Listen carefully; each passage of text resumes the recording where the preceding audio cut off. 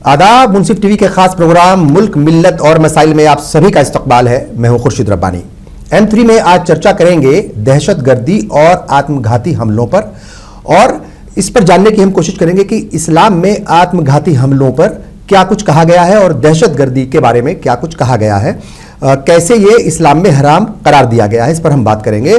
और ये एक पूरा मामला है, ये सिर्फ मजहबी नहीं है बल्कि सामाजिक और नैतिक जो एक पहलू है इसका, उस पर भी हम चर्चा करेंगे। और क्यों आत्मघाती हमलावर जो हैं वो तैयार किए जाते हैं, कौन इन्हें तैयार करता है, इस्लाम में सख्ती से मनाई के बावजूद भी इस तरह के मतलब जो है वाकयात को पेश आते हैं, और कौन लोग हैं, कौन सा वो ग्रुप है जो इसके पीछे मुलव्विस है या इसमें मुलव्विस है, कौन काम करता है। तो बहरहाल तमाम इसके पहलू हैं, इस पर हम बात करेंगे, जानने की कोशिश करेंगे, एक अवेयरनेस की तरह हम इस पर चर्चा करेंगे ताकि लोग अवेयर हों इस्लाम में क्या कहा गया है।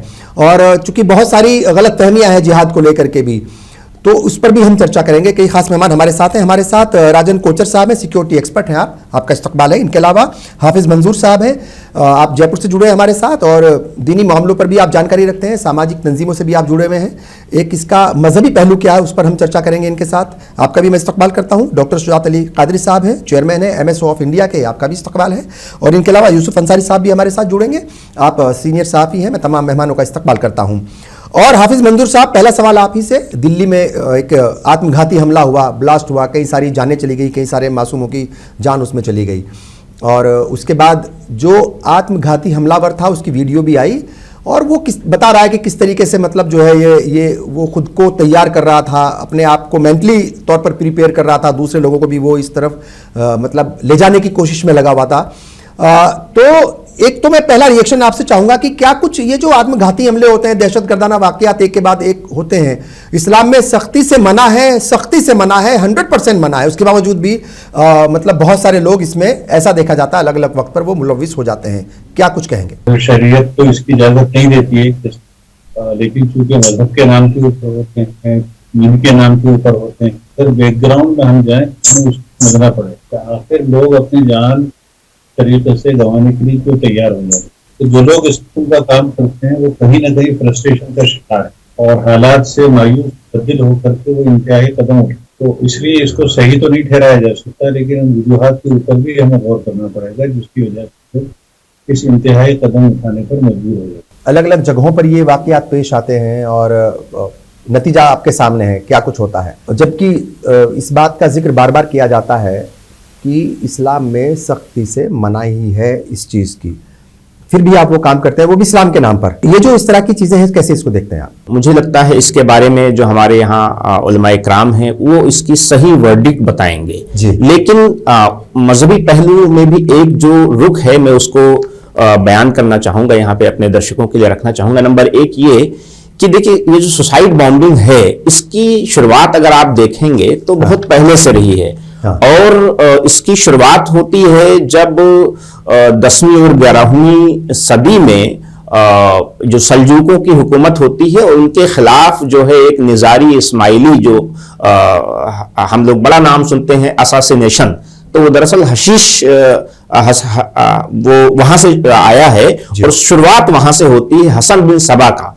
उसने आत्मघाती दस्ते तैयार करने शुरू किए और मेजरली जो इस्लामिक हिस्ट्री में है जिसकी सुसाइड बॉम्बिंग, आत्मघाती हमला, असैसिनेशन, उसकी शुरुआत वहां से होती। एक बात। दूसरा देखिए, अभी जो दिल्ली में जो आत्मघाती हमला हुआ लाल किले के बाद, उसके बाद एक वीडियो भी हमारे सामने आई उस नौजवान की, और वो जायज करार दे रहा है। इसका रूट हमें देखना होगा। देखिए, मॉडर्न डे में सबसे पहले 2000 में एक किताब आती है, मैं नाम लेके बताता हूं, वो किताब है शुबहाते हौलल अमलियात अल इस्तिशहादा। ये किताब मिस्र के एक बड़े राइटर, बड़ा नाम जिनका अभी कुछ शायद 1 साल या 2 साल पहले इंतकाल हुआ, अल्लामा यूसुफ अल करजावी ने लिखी। यूसुफ अल करजावी ने इस किताब में बाकायदा सुसाइड को जायज करार दिया। आज मॉडर्न डे में जितनी भी दुनिया में सुसाइड बॉम्बिंग है, पैलेस्टाइन से लेकर के कश्मीर में, पाकिस्तान में जो मिलिटेंट ऑर्गेनाइजेशन यूज करते हैं, ये उसी यूसुफ अल करजावी के फतवे के हिसाब से अपने आप को जस्टिफाई करते हैं। यूसुफ अल करजावी साहब ने क्या किया कि बहुत ही एक बारीक लाइन, यानी सुसाइड में और मार्टीडम में, यानी शहादत में और खुदकुशी में, उन दोनों में डिफरेंशिएट करते हुए इस बात के लिए जगह दे दी कि अगर उनका, मैं कोट कर रहा हूं, उनका साहब है कि this is the heroic act of self sacrifice. यानी आप किस चीज को उन्होंने बताया? उन्होंने बताया कि suicide bombing carried out by Muslim fighters against occupiers among the greatest form of jihad in the path of God। यानी उन्होंने बताया, एक तरीके से कह दिया, एक तरीके से, यानी उन्होंने विंडो ओपन कर दिया। अब जब आप विंडो ओपन कर देंगे, ठीक है, उसके कुछ उन्होंने शरायत लगाए, लेकिन फिर आप उसका मिस इंटरप्रिटेशन देखेंगे ना। आप जब यहां पे कुरान की लिटरल जो वर्सेज हैं उनका जब मिस इंटरप्रिटेशन एक्सट्रीमिस्ट लोग कर रहे हैं, तो आपने एक फतवा दे दिया और मार्टीडम यानी शहादत को बिल्कुल ग्लोरीफाई करके बता दिया, तो लोग तो उसका इस्तेमाल करेंगे। और यह भी मैं बता दूं कि यह फतवा कब आया, उससे पहले सऊदी अरब के उस वक्त के जो मुफ्ती आजम थे, उन्होंने सुसाइड बॉम्बिंग को हराम जब करार दिया, उसके बदले में यूसुफ अल करजाई साहब, जिनका ताल्लुक मुस्लिम ब्रदरहुड से था, उन्होंने ओपनली ये फतवा दिया। उसके बाद में आप देखिए कि पूरी दुनिया में जितने भी एक्सट्रीमिस्ट रेडिकल ऑर्गेनाइजेशन हैं, वो इसी को कोट करते हुए वो कहते हैं हम सुसाइड थोड़ी कर रहे हैं, हम तो शहादत पा रहे हैं। बिल्कुल ठीक है। राजन कोचर साहब, इसके बहुत सारे पहलू हैं, चूंकि आप सिक्योरिटी एक्सपर्ट हैं, तमाम इस तरह के वाकयात आपके सामने बहुत सारी बार आए होंगे, देखे होंगे, और अलग अलग नौयत क्या सब में रहती है, या फिर सबके अंदर एक ही जुनून, एक ही जज्बा की मरने के बाद 72 उरें मिलेंगी। चूंकि हमने देखा है कि ज्यादातर अपनी उस मतलब जो है उस कायराना हरकत को जो ये सुसाइड बॉम्बर्स होते हैं, तो उससे पहले जब उनकी वीडियोस आती हैं तो ज्यादातर उसी से जोड़ते हैं कि भाई आप जो है वो दीन के काम में मतलब एक तरीके से लगे हुए हैं, दीन की खिदमत कर रहे हैं, और मरने के बाद आप जो है वो सीधे जन्नत में जाएंगे और आला दर्जा जो है वो हासिल करेंगे। तो इसका धार्मिक पहलू जो है वो बड़ा मतलब खतरनाक सा दिखता है, ब्रेन वॉश किया जाता है। तो क्या कुछ बताना चाहेंगे आप, इस तरह के जो सुसाइड बॉम्बर्स होते हैं वो तैयार कैसे होते हैं? बहुत इंपॉर्टेंट मुद्दा आपने रेज किया है, क्योंकि देखिए जो मेरा एक्सपीरियंस है 37 साल में फौज में रहने के बाद, और हमने श्रीलंका में भी ऑपरेट किया है, और वहां पे एलटीटी आपने सुना होगा, ब्लैक टाइगर्स का नाम, वो एक खास तौर पे एक सुसाइड बॉम्बिंग का एक दस्ता था जिसने बहुत इफेक्टिवली इंडियन आर्मी के अगेंस्ट अपना ये जो स्ट्रेटजी को नजर अंजाम किया था। तो अब मेरा स्टार्ट पॉइंट आपके चैनल में ये है कि सुसाइड बॉम्बिंग का इस्लाम से या पूरी रिलीजन से वास्ता नहीं है। ये एक स्ट्रेटजी होती है एक मिलिटेंट ग्रुप की, एक टेररिस्ट ग्रुप की, जो दहशत फैलाने के लिए, बिकॉज ये सबसे आसान रास्ता होता है। आपको एक दो लोगों को ही तैयार करना होता है और उन लोगों को क्राउड के बीच में आपको लेके आना होता है और मैक्सिमम डैमेज। 1993 में जो लेबनान में ब्लास्ट हुए थे, वो इसी जो हिजबुल्लाह ने एक्चुअली किए थे उस टाइम पे, वो इसी सोच का नतीजा है। और आपने राजीव गांधी का भी इसको देखा कि उनको कैसे असैसिनेट किया गया था, तो वो भी एक सुसाइड बॉम्बर आपने तैयार किया। अब जी जो आपका क्वेश्चन आ जाता है कि इनको तैयार कैसे किया जाता है, देखिए एक साइकोलॉजी में एक कॉन्सेप्ट है जिसको बोलते हैं इको चेंबर इफेक्ट। तो इसका यह मतलब होता है कि आप सबसे पहले ऐसे एक आदमी और एक औरत को चुनते हैं जो ऑलरेडी ये अपने माइंड से हुकूमत की के अगेंस्ट है, या उसको ऐसी कुछ ग्रीवियंसेस हैं सोसाइटी से या जो भी गवर्नमेंट है उसको वहां की ग्रीवियंसेस हैं कि हो सकता है कोई इंसिडेंट हुआ हो उनके साथ बचपन में या उनकी फैमिली में, जब पुलिस वाले उनको उठा के ले गए और वो निर्दोष थे और उनके साथ गलत व्यवहार किया गया, तो एक माइंडसेट आपका बन जाता है। और दूसरा ये जो इको चेंबर इफेक्ट की मैंने बात की है, अब जिसको आप सेलेक्ट करते हैं आप उसको एक ही टाइप का नैरेटिव सोशल मीडिया के थ्रू रिलीजियस ग्रुप्स के थ्रू हाँ, और जो उसके आसपास के लोग हैं, उसके हो सकता है फ्रेंड्स हो, भाई हो, या कोई उसका फैमिली में कोई ऐसा रिश्तेदार हो जो उसको रेडिकलाइज करने की कोशिश करता है। तो एक रेडिकलाइजेशन की तरफ हम इस आर्गुमेंट को हम इसको लेके जा सकते हैं कि वो एक टोटली रेडिकलाइज्ड यूथ होता है और बाहर का कोई भी नैरेटिव उसको सुनने को नहीं मिलता है, एक पर्टिकुलर नैरेटिव उसको सुनने को मिलता है। इसीलिए हम इसको इको चेम्बर इफेक्ट बोलते हैं कि एक ही चीज अगर आप बार बार उसको आप बताएंगे तो उसका माइंड इफेक्ट हो जाता है और फिर उसको ये बताया जाता है कि जो आप अगर ये काम करेंगे तो आपको एक शहादत मिलेगी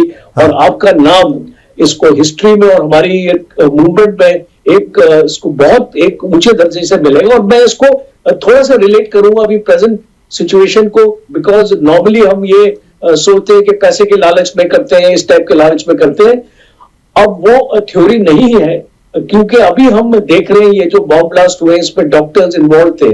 अब डॉक्टर्स को तो ऐसी कोई कंपल्शन नहीं थी कि वो सुसाइड बॉम्बर बने, बिल्कुल सही। पर उसकी जो इंडॉक्ट्रिनेशन इतनी हो चुकी थी, उसके माइंड में इतना असर हो चुका था इस चीज का कि अगर मैं अपनी तरफ से अगर मैं अपनी जान भी दे दूं तो जो मेरा कॉज है, हाँ, उस कॉज के लिए मैं बहुत बड़ा काम पूरी जान देने के लिए तैयार। अच्छा, उसको ये भी फिक्र नहीं होती फिर कि जब वो खुद मर रहा है कि भाई फैमिली का क्या होगा या कम्युनिटी पर क्या असर पड़ेगा या जहां जिन संस्थाओं से वो जुड़ा हुआ था उस पर क्या फर्क पड़ेगा, उससे कोई मतलब नहीं, उसको तो मरना है और मारना है। उसके दिमाग में ये बात बैठा दी गई है। बात हो रही है कि किस तरीके से सुसाइड बॉम्बिंग के जरिए मतलब जो है नुकसान पहुंचाया जाता है मुल्क को, और उसका नुकसान जो है फिर वो हर लेवल पर होता है। तो कैसे उससे निपटा जाए, अब हम इस चर्चा में इस बात का जिक्र करेंगे। और इस्लाम में बार बार हम इस बात का जिक्र कर रहे हैं कि इस्लाम में हर एक तरीके से, हर लिहाज से सुसाइड बॉम्बिंग को और दहशतगर्दी को हराम करार दिया गया है।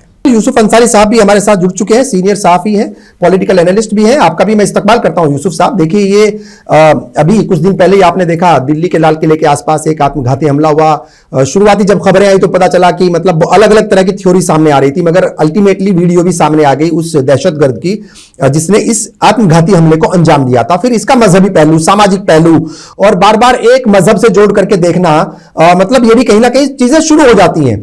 और चूंकि आजकल वो सोशल मीडिया का जमाना है तो ना जाने, जैसे कोचर साहब बता रहे थे कि एक पूरा नैरेटिव सेट करने की कोशिश की जाती है। और कोचर साहब ने बहुत क्लियरिटी के साथ इस बात को कहा कि इसका मजहब से कोई ताल्लुक नहीं है, क्योंकि ये सब जानते हैं, मेरा ख्याल के मैक्सिमम लोग जानते हो कि दुनिया का जो पहला आत्मघाती हमला था वो 1881 में हुआ था। ठीक है साहब, और 1881 में हुआ और वो भी रशिया में हुआ। तो आत्मघाती हमलावर और उसकी मतलब जो यानी जिसके लिए किया गया था, दोनों मुसलमान नहीं थे, दोनों का इस्लाम से कोई दूर दूर का ताल्लुक नहीं था, किसी भी स्कूल ऑफ थॉट से उसका कोई ताल्लुक नहीं था। फिर भी बार बार वो मतलब एक ही कम्युनिटी की तरफ या एक ही मजहब की तरफ उसका रुख करने की कोशिश की जाती है। और अगर हम हिंदुस्तान में भी देखें, चाहे वो साबिक प्राइम मिनिस्टर राजीव गांधी की मतलब जो है वो हत्या का मामला हो, जो वहां पे आत्मघाती हमलावर थे या जो ग्रुप था वो भी इस्लाम से उसका कोई लेना देना नहीं था। ऐसे बहुत सारे वाकयात हैं। तो कोचर साहब ने बहुत क्लियरिटी के साथ इस बात को बताया और एक एक्सपीरियंस है उनका आर्मी का। आप क्या कहेंगे यूसुफ अंसारी साहब? ये जो आत्मघाती हमला है, खुद की जान देकर दूसरों को नुकसान पहुंचाना, ये किसका वाकई, जैसा कोचर साहब ने भी कहा, इसका किसी धर्म से कोई ताल्लुक नहीं। कोई धर्म ये नहीं कहता है कि आप दूसरों को नुकसान पहुंचाने के लिए अपनी जान दे दें या अपनी जान देकर नुकसान पहुंचाएं, ऐसा कोई। सवाल ये कि इस्लाम में तो खुदकुशी को हराम करार दिया गया है। तो जो धर्म अपनी जान देने पर को हराम करार देता है, वो दूसरों की जान लेने को कैसे जायज ठहरा सकता है? लेकिन सवाल यह है कि समाज में हर तरह के लोग हैं और अलग अलग सोच है, और उस सोच का क्या ओरिजिन है, इसके बैकग्राउंड अलग अलग है। कोचा साहब ने बहुत अच्छी बात कही कि भाई कोई नैरेटिव अगर बनता है तो उसके पीछे कोई वजह होती है, रूट कॉज। सच बात। लेकिन हमने ये देखा कि जहां तक, देखिए दो अलग चीजें हैं। बार बार शब्द सवाल होता है मजहब। तो इस्लाम तो मजहब नहीं है, इस्लाम तो दीन है। दीन है, बिल्कुल ठीक है, और वे ऑफ लाइफ उसका दीन आया है। Yes, way of life. तो अब उसका इंटरप्रिटेशन करने वाले कौन लोग हैं और हम क्या है? क्योंकि इस्लामिक बिलीफ के हिसाब से मुझे अपने कर्मों का हिसाब देना है, आपको अपने कर्मों का हिसाब देना है। ट्रू। तो अगर मुझे अपने कर्मों का हिसाब देना है, कब्र में अज़ाब का मसला हो या कयामत के दिन सवाल जवाब का हो, तो मुझे उसकी तैयारी खुद करनी चाहिए। मैं वह ये कह, कुरान खुद ये बात कहता है कि जब हिसाब किताब का दिन आएगा तो आप ये कह के नहीं बच सकते कि मुझे तो फला मौलवी ने बता दिया, फला आदमी ने बता दिया था। सही, तो जवाब तो मुझे देना है। बिल्कुल, क्योंकि अक्ल है आपके पास, आपकी बॉडी में सबसे ऊपर अक्ल को रखा गया है। तो सही, ये मसला रेडिकलाइजेशन जो है, ये सिर्फ मुसलमानों से जुड़ा हुआ मसला नहीं, ये एक नेशनल प्रॉब्लम बन चुकी है। मैं अपने आसपास के लोगों के तजुर्बे के हिसाब से मैं बता देता हूं, ये जिस डॉक्टर ने इस हमले को अंजाम दिया, बाद में उसने कबूल भी किया, उसका कहीं ना कहीं ब्रेन वॉश किया होगा। बाद में वीडियो आई, कबूल तो पहले कर चुका था वो। हाँ, कबूल पहले कर चुका था, वीडियो बाद में आई। तो सवाल ये है कि आखिर इस तरह के लोग जो इतने पढ़े लिखे हैं, हाईली क्वालिफाइड, एक डॉक्टर अगर कोई है आदमी, तो जाहिर सी बात है वो एक परीक्षा लेके निकला होगा। अभी तो नीट चल रही है, उससे पहले सीटीएमटी वगैरह हुआ करते थे। बिल्कुल। तो उस परीक्षा को पास करने के लिए उसने तैयारी की होगी, पढ़ाई लिखाई की होगी। अगर ऐसे लोग भी ब्रेन वॉश हो जाते हैं, उन लोगों के जरिए जिनका पढ़ाई लिखाई का स्तर बहुत कम होता है, अगर आप मदरसा में जो इस्लामिक मदरसे की पढ़ाई को अगर आप मॉडर्न एजुकेशन के समकक्ष माने, तो जिसे मौलवी हम कहते हैं, जो मौलवी होता है वो इंटर पास के बराबर है, 12th पास के बराबर है। और उसको हम ये मान लेते हैं साहब, पता नहीं ये मौलवी साहब है, पता नहीं उन्हें कितना पढ़ा, क्या पढ़ा है भाई, 10-12 साल की उम्र में पढ़े, 8 साल का कोर्स होता है, 18 साल की उम्र है, इंटर पास। तो क्या इंटर पास को, 12th पास को किसी सब्जेक्ट में कोई एक सब्जेक्ट का मास्टर तो नहीं हो सकता है? बिल्कुल नहीं। जबकि जब डॉक्टर होता है वो बाकायदा मेडिसिन में वो ग्रेजुएट होता है। उसके बाद वो एमएस भी करता है, बहुत सारे डीएम भी करते हैं, पीएचडी भी ले लेते हैं। मैं कई ऐसे लोगों को जानता हूं कि जो डॉक्टर्स हैं, अच्छे खासे पढ़े लिखे हैं, और मौलवी के चक्कर में आकर उन्होंने भी बीवियों को छोड़ दिया, दो चाचा शादियां कर ली है। सही, ब्रेन वॉश से है ना ये। सही। तो सवाल ये है कि हमने अपना दिमाग, बहुत ज्यादातर जो कॉमन आदमी है, उन्होंने अपना दिमाग रख दिया है मौलवियों के पास सोचने के लिए, गिरवी रख दिया है, अपने दिमाग से नहीं सोचते। बिल्कुल सही कह रहे हैं। सिर्फ एक मजहब का मसला नहीं है। हमने नाम सुना होगा डॉक्टर परवीन तोगरिया, उसे आप रेडिकलाइज कहेंगे, क्या कहेंगे, नॉर्मल इंसान कहेंगे। ऐसे बहुत सारे बीजेपी के, आरएसएस से जुड़े हुए नेता हैं जो मुसलमानों के कत्लेआम की बात करते हैं, मुसलमानों का वोटिंग राइट छीनने की। ये क्या चीज है? ये रेडिकलाइज है, पढ़े लिखे लोग हैं। सही। तो इनके दिमाग में बातें कहां से आती हैं? सही। ये बातें कब आती हैं? अकॉर्डिंग टू इस्लाम, शिर्क के बाद सबसे बड़ा गुनाह जो है, सबसे बड़ा अपराध जो है, वो है डिस्क्रिमिनेशन। किसी भी बेसिस पे डिस्क्रिमिनेशन। तो जब आप अपने आप को सबसे बेहतर मानते हैं, अपने आप को सबसे बेहतर मानने में कोई बुराई नहीं, लेकिन बुराई यह है कि जब मैं अपने आप को सबसे अक्लमंद मानूं और सामने वाले को सबसे बड़ा बेवकूफ मानूं, तो वहां से दिक्कत शुरू होती है। बिल्कुल। जो मजहबी टाइप के लोग होते हैं वो क्या होता है, वो खुद को तो मानते हैं मैं तो 5 वक्त का नमाजी हूं, मैंने रोजे भी रख लिया, हज भी कर लिया, मैं तो पक्का जन्नती हूं। ये आदमी सामने वाला नमाज नहीं पढ़ता, ये पक्का जहन्नुम में जाएगा और इसको रहने का कोई हक नहीं। सही। जबकि जिंदगी मौत का मालिक अल्लाह है। सही। और जिस अल्लाह ने मुझे पैदा किया, उसने आपको पैदा किया, सबको पैदा किया। बिल्कुल सही। तो उसके अधिकार क्षेत्र को आप क्यों देना चाहते हैं? यहां सबसे बड़ी दिक्कत होती है कि हम लोग इंसानियत के नाते नहीं सोचते हैं। हमारे अंदर जो हैवान पनप रहा है वो उस पर हावी हो जाता है, तब इस तरह की दिक्कतें होती हैं। और ये प्रॉब्लम किसी एक मजहब की नहीं है, एक धर्म के मानने वाले लोगों की नहीं है जी। भारत में ये प्रॉब्लम, रेडिकलाइजेशन की प्रॉब्लम यूनिवर्सल हो चुकी है, सब में है। ये जो लोग हाथों में तलवारें लहराते हुए, त्रिशूल लहराते हुए नारेबाजी करते हैं, मस्जिदों के सामने डीजे बजाकर तमाशा करते हैं, ये क्या है? क्या ये रेडिकलाइज? ठीक है। किसी एक मजदूर आदमी को मगर रेडिकलाइज जो है वो उस लेवल तक पहुंच जाए कि खुद को खत्म कर रहा है दूसरों को खत्म करने के लिए, तो समझ लीजिए कि इसका मतलब जो है वो फिर चीजें बहुत आगे निकल चुकी हैं। अच्छा, बार बार इस बात का जिक्र होता है, कुरान की कई सूरे हैं जिसमें इस मतलब हराम करार दिया गया है खुदकुशी को। दूसरे की जान लेना तो मतलब खुद की जान लेने से ही मना किया गया है कि आप जब जान दे नहीं सकते तो लेने वाले कौन होते हैं। हाफिज मंजूर साहब, मैं आपके पास आऊंगा। देखिए, चूंकि जिस तरफ इशारा किया है यूसुफ अंसारी साहब ने, एक तो बड़ा सवाल यह है कि क्या मौलवी ही तैयार कर रहे हैं ये, मतलब इसके पीछे कौन है? जाहिर तौर पर अभी तो खुलासा हुआ है कि कोई टर्की में बैठा हुआ है या कोई कहां बैठा हुआ है, कौन इनके आका है, वो तमाम चीजें एजेंसी जो है वो पीछे लगी हुई है, वो बताएंगी। मगर एक सवाल यहां पर यह है कि जब कुरान और हदीस साफ तौर पर इसको हराम करार दे रहे हैं, खुद की जान लेने को भी, दूसरे की जान लेने का तो सवाल ही नहीं है, तो फिर क्यों मतलब उनको फिर बहकाता कौन है, फिर वो बहकते क्यों है? तो ये सवाल पैदा होते हैं। इसको आप किस तरीके से देखते हैं? और वही मजहब का सवाल है, जाहिर तौर पर मजहब से जोड़ा ही जा रहा है इसको। हालांकि मैंने बता दिया कि चाहे वो 1881 की बात हो, चाहे द्वितीय विश्व युद्ध की बात हो, या मॉडर्न जमाने में 1980s के बाद जो ये इस तरह के आत्मघाती हमले शुरू हुए हो, उसमें मोटे तौर पर मुसलमान इन्वॉल्व नहीं थे। मगर अब चूंकि इस तरह के वाकयात ISIS और ISI के जरिए या अलग अलग कई सारे मुस्लिम ममालिक में इस तरह के वाकयात पेश आ रहे हैं, तो जाहिर तौर पर फिर वो इस्लाम को उससे जोड़ते हैं। तो मेरा सवाल यह है कि जब कुरान और हदीस में सख्ती से मना है किसी चीज के लिए, तो उसी के नाम पर, उसी दीन के नाम पर फिर कैसे जो है वो तैयार हो रहे हैं ये लोग? देखिए, सबसे पहले तो दिल्ली के अंदर जो हादसा हुआ है जी, उसमें जिन लोगों की जाने गई हैं कि कहीं इजहार करते हैं और उनके मुताल्लिकीन के गम में हम बराबर कि जिन्होंने अपने करीब लोगों को खोया। दूसरी चीज की तरफ बार बार ये चीज आ रही है, इस सिलसिले में कुरान के अंदर बिल्कुल साफ कर दिया है कि अगर किसी ने किसी एक इंसान कत्ल किया बगैर किसी वजह, सही, वो पूरी इंसानियत का कत्ल है। बिल्कुल सही। और अगर किसी ने किसी इंसान को जो है वो बचाया तो गोया तमाम इंसानियत को बचाई। इंसान की सीधी सीधी तालीमात, और मुसलमान इसके ऊपर तौर पर अमल करते हैं। अब जहां तक इस चीज को मजहब से जोड़ा जा रहा है जी, और मुझसे पेशू जो साथ थे उन्होंने इस चीज को उलमाए किराम से जोड़ दिया है, तो मैं आम बात कहना चाहूंगा, इस मामले में उलमाए किराम का कोई रोल नहीं।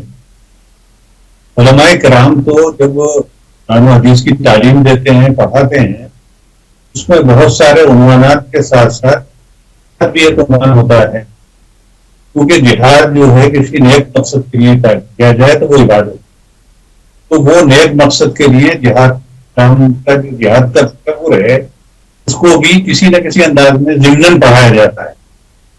लेकिन ऐसा कुछ नहीं है कि वहां खुदा न खास्ता इस चीज की तालीम दी जाती हो कि सब आदमी को शिद्दत पसंद होना है और उसको खुदकुशी को जो है वो क्या नाम है अंजाम तक पहुंचाना है, आदमी अपनी जान को दे दे खुद जी। ये जो है मसला सरासर तो नफ्सियाती। आम जिंदगी में भी हम जब देखते हैं, ये तो आप कह रहे हैं कि साहब खुद बमबारी के क्या नाम है लोग अपने आप को उड़ा ले जी, लेकिन आम जिंदगी में भी हम देखते हैं रोजाना हजारों वाकयात खुदकुशी के होते हैं। उस खुदकुशी के वाकयात को कौन सा मौलवी या कौन सा पंडित कहता है कि लोग खुदकुशी करना है? तो वो तो अपने नफ्सियाती मरीज होते हैं, नफ्सियाती मरीज वो इस इंतहाई एकदम कदम उठा लेते हैं। इसी तरीके से ये जो ये कहिए कि साइड बॉम्बिंग वाले लोग होते हैं जी, वो मेरा अपना नजरिया ये है कि कहीं ना कहीं नफ्सियाती तौर पर इतने ज्यादा वो हो जाते हैं इतना इंतहाई कदम उठा लेते हैं। अच्छा, इसमें तालीम याफ्ता और गैर तालीम याफ्ता होने की कोई कैद नहीं। अभी जैसा कि क्या नाम है प्रोफेसर साहब ने भी बताया कि इसमें ना तो मजहब की कोई कैद है, न तालीम याफ्ता या गैर तालीम याफ्ता होने की कोई कैद है, बल्कि हालात से मुताबिक होकर के या हालात के रद्द अमल में आदमी ये इंतहाई कदम उठा देता। अभी उन्होंने बताया कि राजीव गांधी के मामले में जो या और दुनिया के अंदर बहुत सारी, जब दूसरा विश्व युद्ध चल रहा था तो जापान में कई सारे ऐसे पायलट थे उस वक्त की जो जानबूझ करके वो मतलब या तो हवाई जहाज से हवाई जहाज को टकरा रहे थे या अपना हवाई जहाज कहीं और मतलब नुकसान पहुंचाने के लिए, तो वो भी सुसाइड कर रहे थे। सुसाइड बॉम्बर तो नहीं थे वो, मगर जो है वो हवाई जहाज का इस्तेमाल कर रहे थे, है ना, जो 9/11 में देखा गया फिर वैसा ही कुछ, जिसका इल्जाम जो है वो अलकायदा के ऊपर लगाया, जो भी तमाम चीजें हुई। तो असल में क्या है, देखिए इस दौर में जो है जंगों के तरीके बदल गए। अब जो है जंगे जो है दिमाग से लड़ी जाती हैं। अब जंगों का जो है तरीका यह है कि हर मुल्क दूसरे मुल्क के अंदर इनडायरेक्टली जो है इंटरफियर करके वहां कुछ लोगों को तैयार करता है कि वो मुल्क के अंदर अमन अमान को जो है खत्म करें, मुल्क के अमन अमान को जो है नुकसान पहुंचाएं। और पहले आमने सामने की जंग होती थी, अब ये नया तरीका जो है वो जनता दुनिया ने निकाल लिया है। और उसमें मकसद ये होता है कि हम जो खुदकुशी करने जा रहे हैं तो मैक्सिमम उन लोगों को कितना नुकसान पहुंचा सकते हैं जिनके बारे में वो कोई नेगेटिव राय रखते हैं। हालांकि अगर उनको कुछ करना ही है तो जो सामने हो उसको करें। आम इंसानों को कत्ल करना, आम इंसानों को मारना, जिनका कोई इन्वॉल्वमेंट नहीं होता है, किसी भी ताल्लुक से जस्टिफाई नहीं किया जा सकता। बिल्कुल ठीक है। लेकिन अब इस दौर के अंदर ये तरीका निकल गया है, सारे मुल्कों के अंदर हम देख रहे हैं कि इस किस्म की हरकतें हो रही हैं। और हालात असल में अगर आप देखें तो हालात इंसान को इस अभी हमारे पेशु उसने कहा गुफ्तगू करने वाले ने कि जब हर वक्त आपको जो है मेंटली टॉर्चर किया जाएगा, और मेंटली टॉर्चर आम आदमियों के जरिए नहीं, जो लोग हुकूमतों के अंदर बैठे हैं वो जब उल्टी सीधी बयानबाजी करते हैं, जब वो कत्लेआम की बात करते हैं, जब वो इसकी हरकतें करते हैं और उनके खिलाफ कोई कार्रवाई नहीं होती, कानून मौजूद होते हुए भी, तो फिर आदमी के अंदर एक रिएक्शन होता है। वो सोचता है कि भाई अब जब कानून इसका कुछ नहीं बिगाड़ रहा है तो वो जज्बात में आकर के कानून को अपने हाथ में ले लेता है। जबकि हम इस चीज को कतई जो है सही नहीं ठहरा सकते। हिंदुस्तान का कानून जो है वो इतना लचीला है कि अगर हम उस कानून का इस्तेमाल करें और सही तरीके से जो है हम जो जिनके खिलाफ हम ये इंतहाई कदम उठाते हैं या जिनके खिलाफ हम एक गुस्से का इजहार करते हैं, तो उसमें जो है अगर हम कानून का सहारा लेकर के उनको उन लोगों को अंजाम तक पहुंचाना चाहें तो वो ज्यादा बेहतर तरीका है, बजाय इसके कि हम जो है इस किस्म की हरकतें करें। इस किस्म की हरकतें करने से क्या होता है, अब दिल्ली के अंदर जो ब्लास्ट हुआ है उसके अंदर गैर मुस्लिम नहीं मारे गए, उसके अंदर मुसलमानों को भी नुकसान पहुंचा है। तो अब जो ये नुकसान है ये नहीं देखता, बम ये नहीं देखता कि ये हिंदू है। वो जो आत्मघाती हमलावर होते हैं या जो दहशतगर्द होते हैं, मुझे लगता है कि मोटे तौर पर उनको उनके टारगेट पे हिंदू मुसलमान का इशू नहीं है। देखिए जिस वक्त जो है जो हमारा पड़ोसी मुल्क है वहां पर ये सब चीजें चल रही थी पिछले 15-20 साल पहले नेपाल में, तो वो मारते थे, वो अपने ही मतलब आर्मी के लोगों को मारते थे, वो अपने ही पुलिस जो एहलकार थे या पुलिस के जवान थे पुलिस स्टेशन के ऊपर हमला करते थे, आम नागरिकों को मारते थे। वैसे ही जब पंजाब में सब चल रहा था, ठीक है साहब, तो पंजाब में मतलब वही कम्युनिटी के लोगों को खुद ही टारगेट करके मारते थे। तो वैसा नहीं है कि हिंदू को मारना है, कि मुसलमान को मारना है, कि सिख को मारना है, कि मतलब ईसाई को मारना है। उनको तो मारना है लोगों को, ताकि डिस्टर्ब हो सरकारें, सिस्टम डिस्टर्ब हो। डिस्टर्ब करना मुझे लगता है कि उनका एक बहुत बड़ा मकसद होता है। अच्छा, ये तमाम जिक्र हो चुका है डॉक्टर शुजात अली कादरी, चाहे वो 1881 की बात हो, द्वितीय विश्व युद्ध की बात हो, और 1980 के दशक में श्रीलंका में लिबरेशन टाइगर ऑफ तमिल इलम जो है LTTE, वहां पर जो है महिलाओं को तैयार किया गया था, खवातीन को तैयार किया गया था, मतलब आत्मघाती हमलों के लिए। इतिहास हमें बताता है कि शुरुआत जो है वो किसी मुसलमान ने नहीं की, ठीक है, और मगर ये अब ज्यादा हो गया है। तो एक तो ये कि सीधे तौर पर मजहब से जुड़ता है, धर्म से जुड़ता है। आपने किताब का हवाला दिया, ठीक है, उस किताब को कितने लोग पढ़ते होंगे, कितने लोग उस किताब के बारे में जानते होंगे, ठीक, मगर वो किताब है, ये भी सच्चाई है कि वो किताब है, और उसमें बहुत बारीक सी एक लाइन है जिसमें समझने के लिए भी उतनी अक्ल होनी चाहिए कि मतलब जो है इसका इस्तेमाल कैसे किया जाए, कैसे नहीं किया जाए। दूसरा, मैं आफ्टर इफेक्ट्स की बात अगर मैं करूं, आत्मघाती हमले होते हैं, दहशतगर्द जो है हमला करके निकल जाते हैं। आपने देखा होगा कि मतलब किस तरीके से कश्मीर के एक इलाके में नाम पूछ करके, ठीक है साहब, वो टारगेट किया गया था नाम पूछ करके, वो उस तरह की चीजें भी आई, फिर पूरी कम्युनिटी बदनाम होती है। और अगर आप नौकरी कर रहे हो तो आपको आपकी नौकरी खतरे में है, आपको सुबह शाम जलील होना पड़ता है। आप कारोबार कर रहे हो तो आपका कारोबार खतरे में है, सुबह शाम जिन लोगों से आपके ताल्लुक है और उनके बीच में जब आप रहते हैं तो मतलब आपको उस कम्युनिटी का होने के नाते जलील होना पड़ता है। आफ्टर इफेक्ट्स जो है वो किस तरीके से आप उसको देखते हैं, और उसमें फिर उलेमाए किराम का या सिविल सोसाइटी का, उस कम्युनिटी का, उन हालात को बेहतर बनाने में क्या रोल जो है वो होना चाहिए। देखिए, आपके सवाल के 3 पहलू हैं। पहले बात तो ये कि देखिए, यकीनन जब इस तरीके के हमला होता है तो पूरी सोसाइटी को शक की नजरों से देखा जाने लगता है, और हम वो महसूस कर रहे हैं, हम आप सब महसूस कर रहे हैं कि आप देखिए कि किस तरीके से जो व्हाइट कॉलर जॉब करने वाले लोग हैं, यानी व्हाइट कॉलर प्रोफेशन जिसको हम बोलते हैं, उनको टारगेट करते हुए कैसा प्रोपेगेंडा राइट विंग के लोग चला रहे हैं साहब। आप हम सब देख सकते हैं कि ये इनके पास इलाज मुस्लिम डॉक्टरों के पास, वह एक बाइकआउट वाली मुहिम चल गई है। एक चीज तो ये कम्युनिटी फेस कर रही है। बिल्कुल। दूसरा, यहाँ पे जो सबने सभी चर्चा की, आखिर वो वजूहात क्या हैं जिनकी वजह से कोई भी इंसान ये कदम उठाने को तैयार होता है। हमें उस पर भी गौर व फिक्र करना चाहिए, और जो शिक हैं, जो पॉइंट्स हैं जिनकी वजह से कोई तैयार होता है,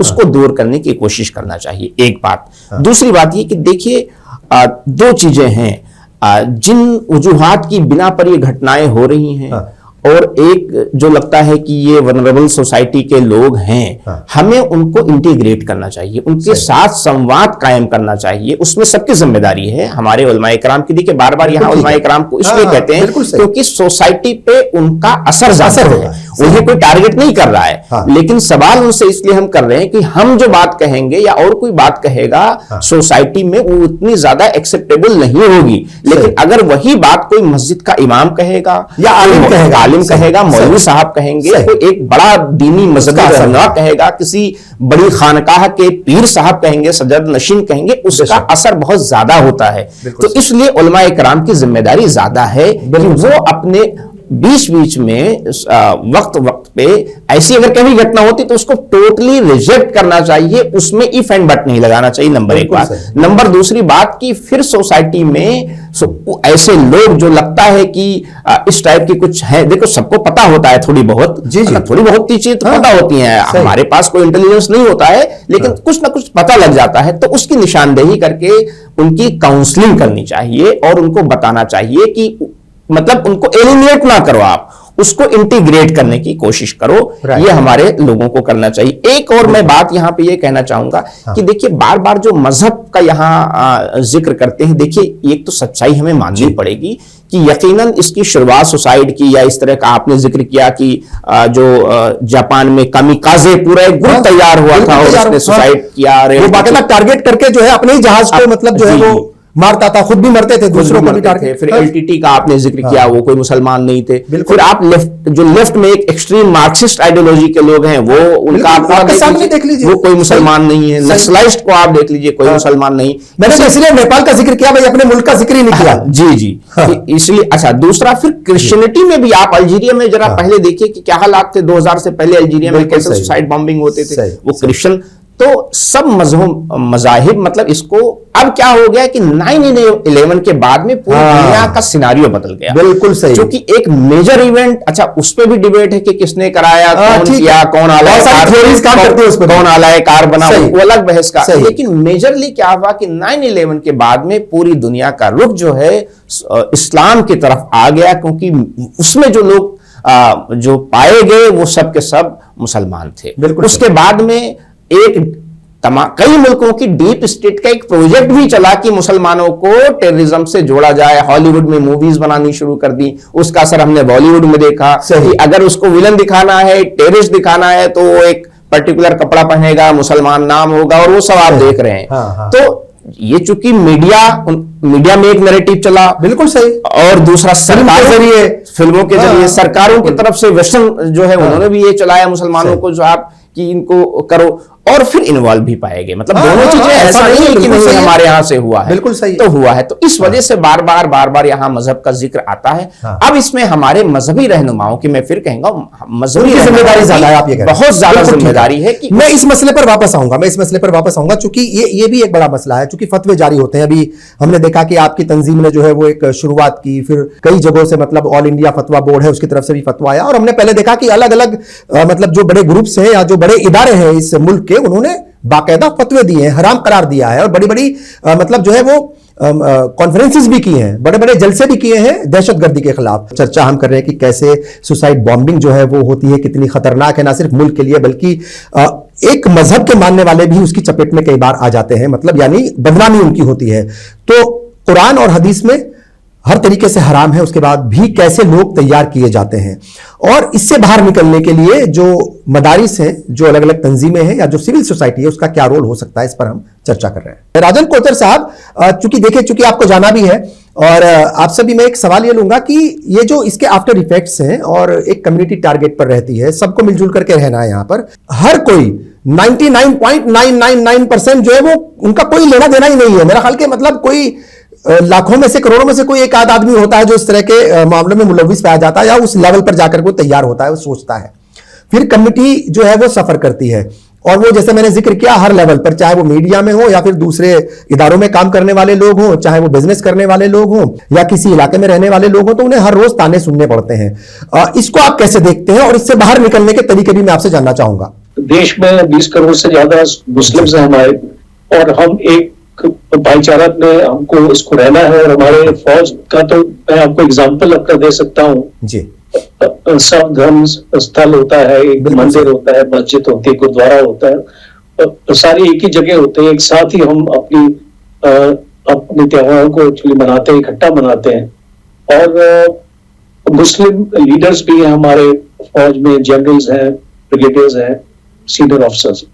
तो पहली इंपॉर्टेंट चीज है इसको sensitization of the police force, because इसको मैंने कई बार काफी डीजीपी से जब मैं उनसे मिलता हूं तो मैं ये बातचीत होती है कि जो हमारा पुलिस फोर्स है वो सेंसिटाइज नहीं है जी। वो ये एक डिस्क्रिमिनेशन करता है, और जब डिस्क्रिमिनेशन होगी तो आप देखेंगे कि एक बदले की भावना उसमें पैदा होती है, और फिर उसका जो फायदा कुछ लोग जो हैं जो इसको फैलाने की एक्चुअली कोशिश कर रहे हैं पाकिस्तान से, और जिहादी अपने ग्रुप्स हैं जो हमारे देश में भी काम करते हैं कुछ ऐसे फोर्सेस, और वो इन यूथ्स को फिर रेडिकलाइज करने की कोशिश करते हैं, बिकॉज ये उनके लिए आसान हो जाता है कि कोई आदमी अगर कोई ग्रीवियंसेस रखता है तो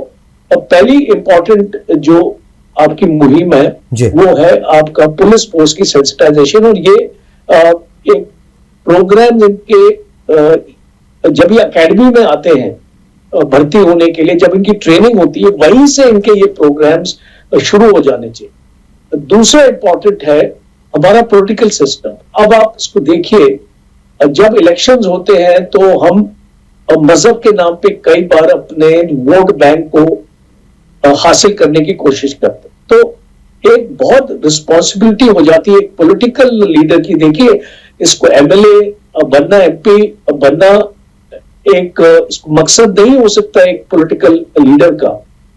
ये एक लार्जर पर्सपेक्टिव में उनको एक्चुअली लेना पड़ेगा, उनकी सोच को बदलने की जरूरत है। और सोच कहां से बदली होगी? हमारे स्कूल से, हमारी किताबों से।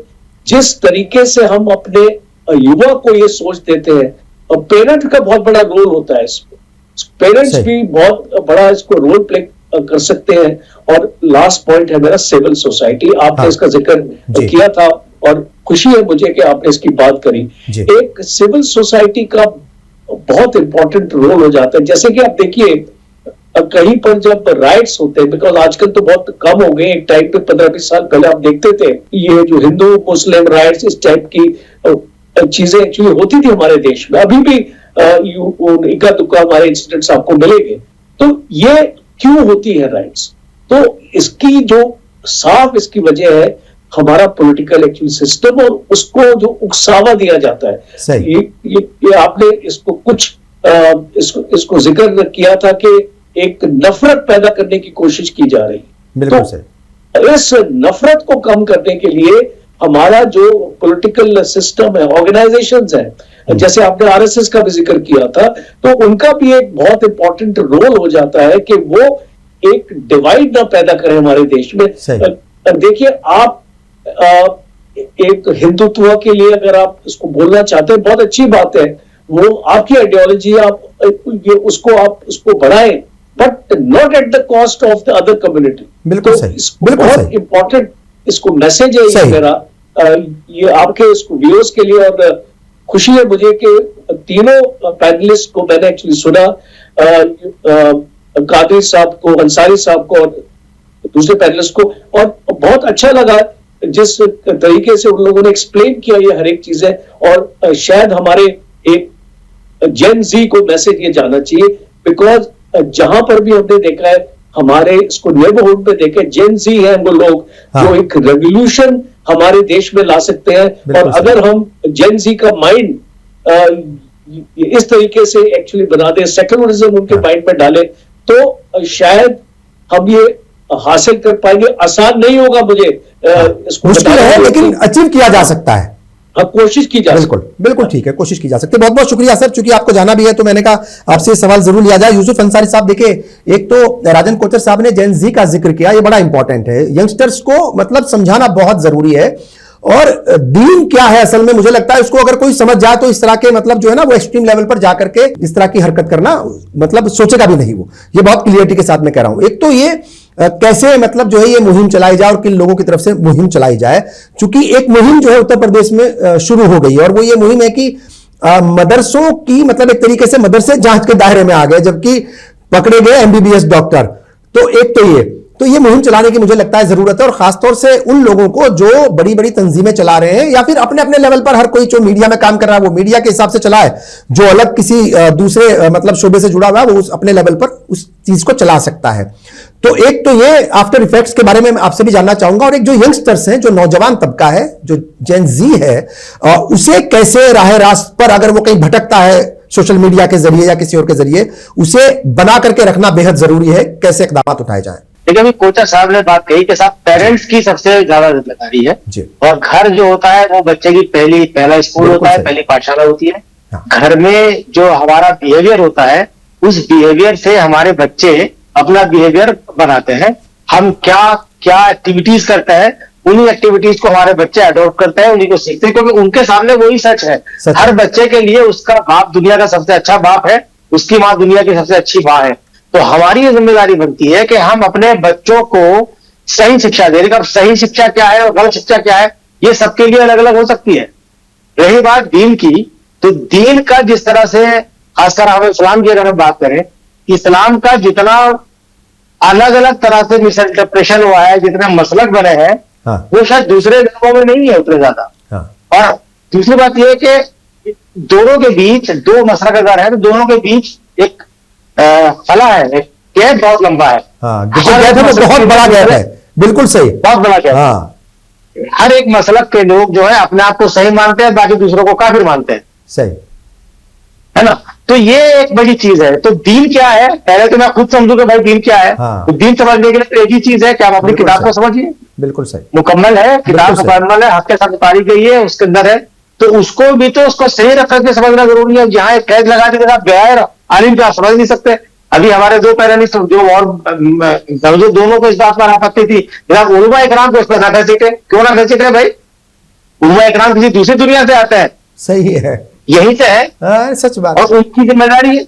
बड़े बड़े ज्यादा हो मदरसे जाती है। चला रहे हैं, बड़े बड़े मदरसे चला रहे हैं, पूरी दुनिया से इमदाद इकट्ठा कर रहे हैं, ज़कात इकट्ठा कर रहे हैं, सही, तो जिम्मेदारी किसी और पे कैसे याद हो जाएगी भाई? सही, तो उनकी सबसे बड़ी जिम्मेदारी है। और मैं समझता हूं कि दीन का जो कवाड़ा हुआ है, जो मिसइंटरप्रिटेशन हुआ है, वो मैंने आपने नहीं किया है, वो उन्हीं उलमा इकराम ने किया है। जरा जरा से इख्तलाफात पर उन्होंने अलग मसलक बना लिए हैं। हाँ, अब रही बात ये कि जैन सी कैसे समझेगा, तो जैन सी मेरे कहने से, आपके कहने से थोड़ी समझेगा।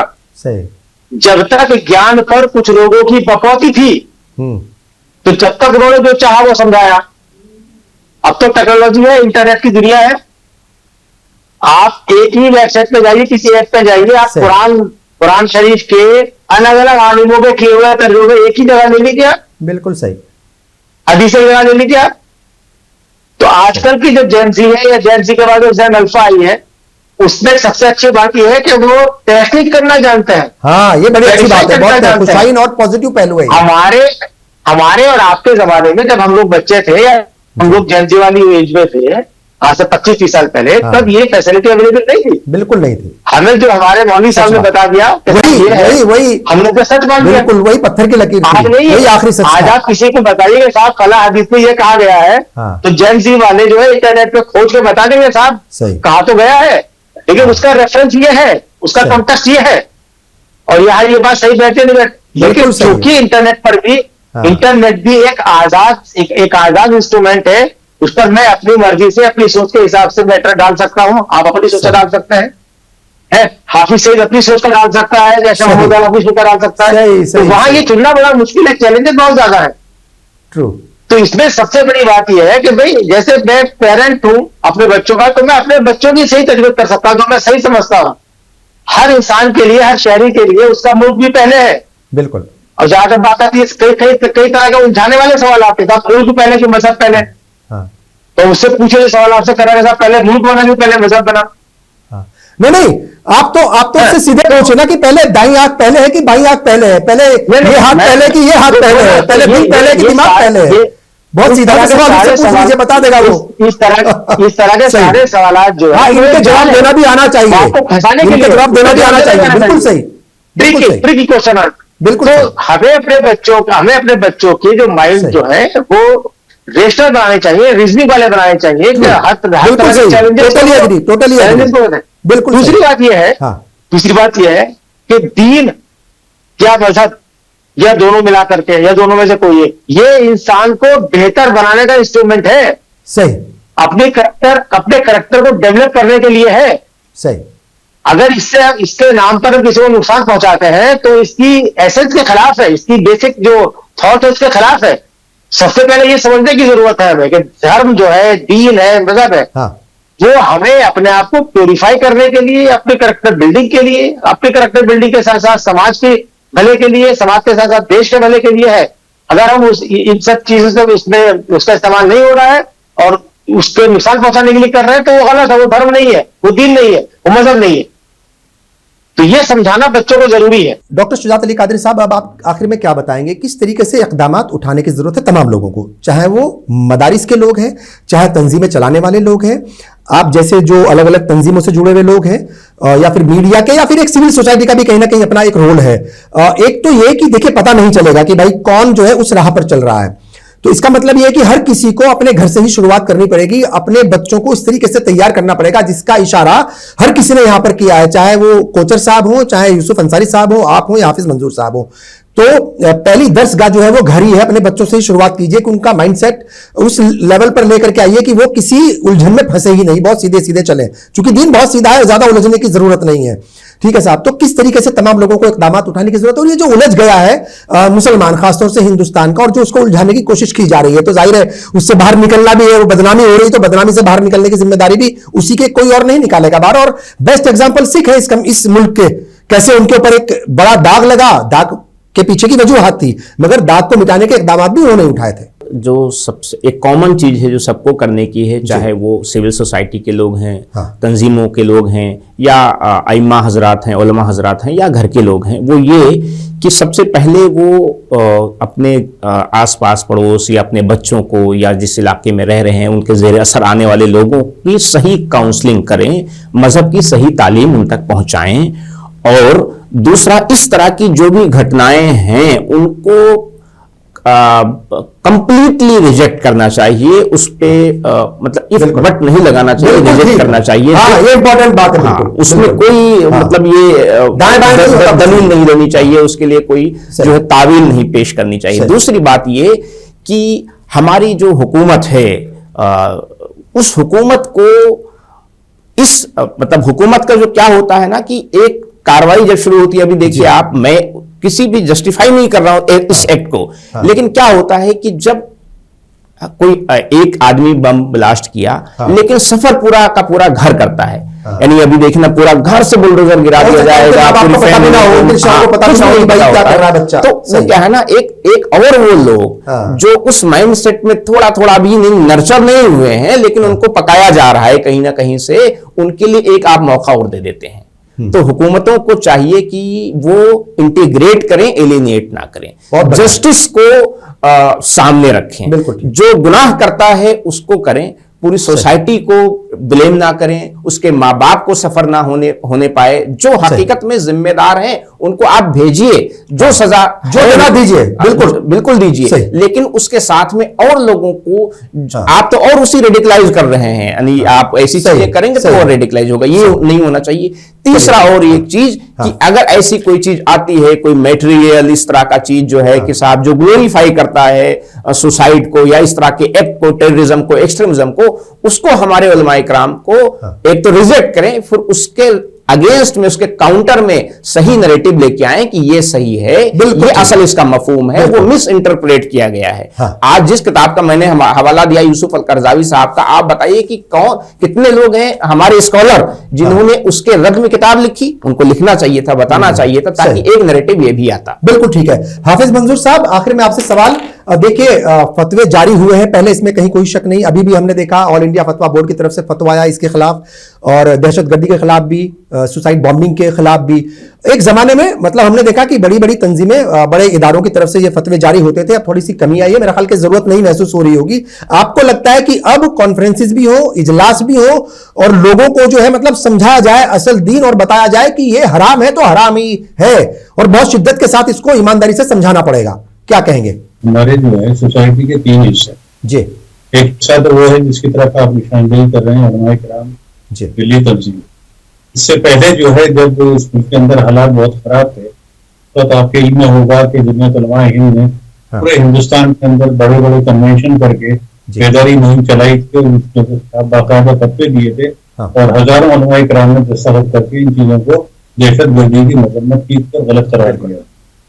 फिल वक्त भी आप देख रहे हैं कि कल से जो है 21 आपके नवंबर से लेकर के 30 नवंबर तक जमात इस्लामी जो है आदर्श पड़ोस आदर्श समाज के नाम से 10 दिन की एक मुहिम चला रही है वो।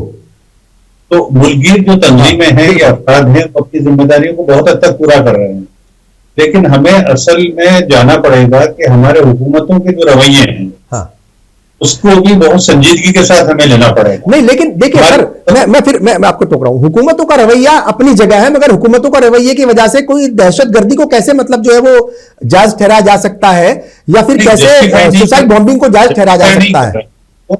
बल्कि जैसे मिसाल के तौर पे मैं कहूं कि हमारे प्रधानमंत्री ने ये ऐलान किया था कि साहब नोटबंदी हो जाएगी तो दहशतगर्दी खत्म हो जाएगी, धारा 370 हट जाएगी तो दहशतगर्दी खत्म हो जाएगी, लेकिन कोई चीज खत्म नहीं हो रही है, अला हाले बरकरार है। ठीक है, इसलिए हुकूमतों को भी अपने रवैयों के ऊपर नजरसानी करनी चाहिए और इस किस्म के जो हालात है उन हालात मदारिस का और मसाजिद का खासतौर से, चूंकि जुमे के रोज, हाँ सर, मेरा सवाल बस मैं ऐड ऑन कर रहा हूं, मदारिस का और खासतौर से मसाजिद का, चूंकि जुमे के रोज खुतबे होते हैं, तो क्या खुतबे के सब्जेक्ट को भी बदलने की जरूरत है? मतलब कई बार वक्त के हिसाब से उनके रोल को किस तरीके से आप देखते हैं और क्या कहेंगे? देखिए, इस वक्त जो है जिस किस्म के हालात होते हैं ऐसा नहीं है, अब लोग रिवायती अंदाज से हट करके जुमों के खुतबों के अंदर जो है चीजें लेने लगे हैं, जिस वक्त जो प्रॉब्लम होती है उसके ऊपर जुमों के खुतबों के अंदर बात की जाती है। अभी SIR का मसला चल रहा है, इससे पहले वक्त का मसला चल रहा था, तो इस किस्म के लोगों को विदा किया जा रहा है, अच्छी बात है। अब जैसे ये मसला आया है तो इसके सिलसिले में जल्दी इंशाल्लाह हम लोग कोशिश करेंगे कि लोगों को जो है इस तरफ तवज्जो दिलाएं। चलिए, बहुत हम सब मिलकर कोशिश करें कि उनके अंदर से ये बात। बिल्कुल बिल्कुल, बहुत बहुत शुक्रिया। तमाम मेहमानों का मैं शुक्रिया अदा करता हूं। जाहिर तौर पर एक संजीदा मसला था और संजीदगी से ही तमाम लोगों ने अपनी बात रखी, संजीदगी से ही चर्चा को शुरुआत भी किया और आखिर तक पहुंचाया। जाहिर तौर पर इस्लाम में, और इस्लाम का मतलब जो है वो कुरान और हदीस, कहीं भी इसको ना तो ग्लोरीफाई किया गया है और ना ही इसको आगे बढ़ाने की बात की गई, बल्कि शिद्दत के साथ, बड़ी ईमानदारी के साथ हराम करार दिया गया है। दहशतगर्दी और सुसाइड बॉम्बिंग और उसके साथ दहशतगर्दाना वाकयात में मुलव्विस होना, यह 100% अगर हराम है तो बस हराम है, हराम है, हराम है और हराम है। इसी के साथ मैं इस प्रोग्राम को खत्म करता हूं। बहुत बहुत शुक्रिया, आदाब।